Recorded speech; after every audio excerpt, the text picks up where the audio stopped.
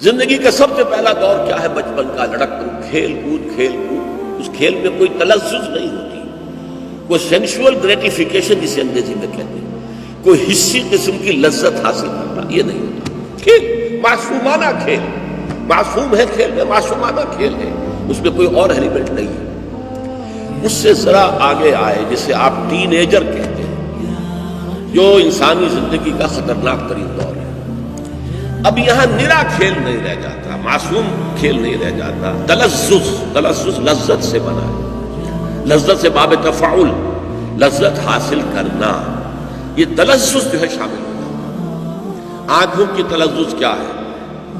حسین شے کو دیکھنا، حسین صورت نظر آئی ہے، آنکھوں کو لذت محسوس ہوئی۔ گانوں کا تلذذ کیا ہے؟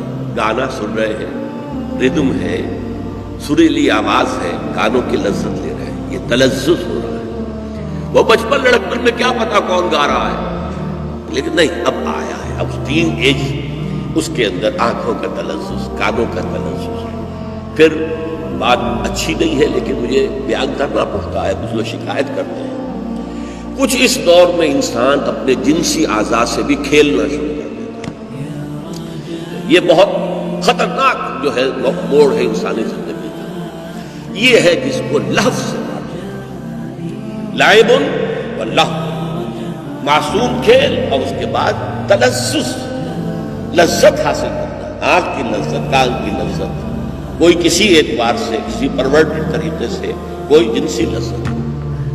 اس کے بعد ذرا اگلا مرحلہ آتا ہے زینت، بناؤ سنگھار، اچھے سے اچھا لباس پہنوں، اور وہ بالکل نئے سے نئے ڈیزائن کا ہونا چاہیے۔ یہ تو آؤٹ آف فیشن ہو گیا۔ کبھی پتلون جو ہے اس کے بہت چوڑے جو ہے پانچے کر دیے جاتے تھے، اس وقت ایک انسان کہتا تھا یہ پرانی پتلون میں نہیں پہن سکتا، اس کے تو موری بڑی تنگ ہے۔ آج تو زمانہ بدل گیا، کبھی یہ ہے کہ تنگ موری کا معاملہ ہو گیا۔ فیشن بدلتے رہتے ہیں، اور ایسے بدلتے ہیں کہ خاص طور پر پیرس کہ جو کہ دنیا میں فیشن کا سب سے بڑا مرکز ہے، اس کا لطیفہ مشہور ہے کہ ایک درزی کو ایک نیا ڈیزائن لے کر اس نے بنایا تھا، بھاگا ہوا جا رہا تھا۔ وہ بھاگ کیوں رہے؟ میں چاہتا ہوں جلد سے جلد اپنے کسٹمر کو پہنچوا دوں اس سے پہلے کہ فیشن بدل جائے۔ اب وہ فیشن بدلتے تو دیر نہیں لگتی، تو میری ساری محنت جو ہے وہ رائے گاں ہو جائے گی کہ فیشن تو بدل گیا، تم آج لے کر آئے ہو، 15 دن کے بعد لے کر آئے ہو میرے پاس۔ تو یہ جو ہے اب خاص طور پر عورتوں میں بناؤ سنگھار، لڑکیوں میں، جوان لڑکیوں میں، لڑکوں میں بھی، مردوں میں، عورتوں میں زینت صحیح نظر آؤں میں معاشرے کے اندر۔ کوئی یہ نہ کہہ دے کہ یہ تو بڑا کوئی پرانا قسم کا آدمی ہماری محفل میں آ گیا، یہ کون ہے؟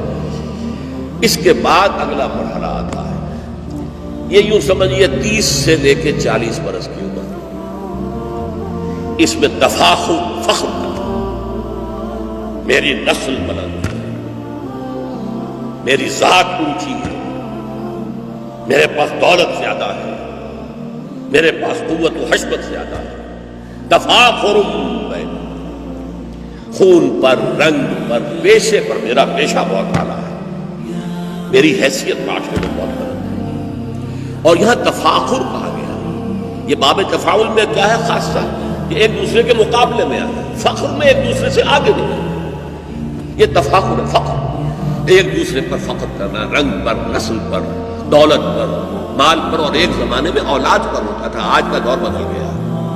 اس زمانے میں اصل عزت انسان کی اولاد سے ہوتی تھی، جس کے پاس 10 جوان موجود ہیں بیٹے اور جوان ہاتھ موجود ہیں، اس کی عزت جو ہے وہ زیادہ ہوگی، جس کے پاس کوئی نہیں ہے یا 2-3 ہے اس کی عزت کم ہوگی۔ مجھے لطیفہ یاد ہے، میرے کلاس فیلو نے میڈیکل کالج میں سنایا تھا کہ ایک بوڑھے آدمی کے 11 بیٹے تھے، لیکن 11 کے 11 کو اس نے پڑھا دیا، ڈاکٹر 5-6 تو ان میں سے ڈاکٹر تھے اور اعلیٰ عہدوں پر چلے، اور ایک کوئی اس کا قریبی رشتہ دار تھا، اس کے 2 بیٹے تھے، انہوں نے کچھ پڑھا لکھا نہیں۔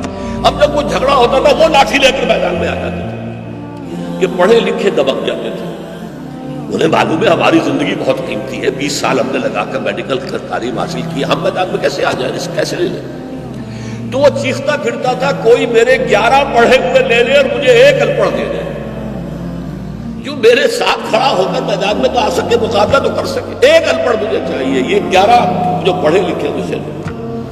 تو اولاد کی کثرت جو ہے یہ بہت بڑی فخر کی بات ہے، اب اس کے بعد جب انسان، یہ 40 برس کی بات ہوتا ہے جب عمر ڈھلنی شروع ہوتی ہے، اب تفاخر کا معاملہ ختم، اب تکاثر، زیادہ سے زیادہ دولت، زیادہ سے زیادہ مال، زیادہ سے زیادہ اولاد، تکاثر میں کثرت سے مقابلہ کرنا۔ اب چاہے مونچھ جو ہے نیچی ہی نہیں موڑ دی جائے، لیکن پیسہ آنا چاہیے، دولت آنی چاہیے۔ مجھے اس سے غرض نہیں ہے کہ میری مونچھ نیچی ہو گئی ہو جائے، کوئی پرواہ نہیں، بلکہ مونچھ میں منڈوانے کو بھی تیار ہوں، پیسہ۔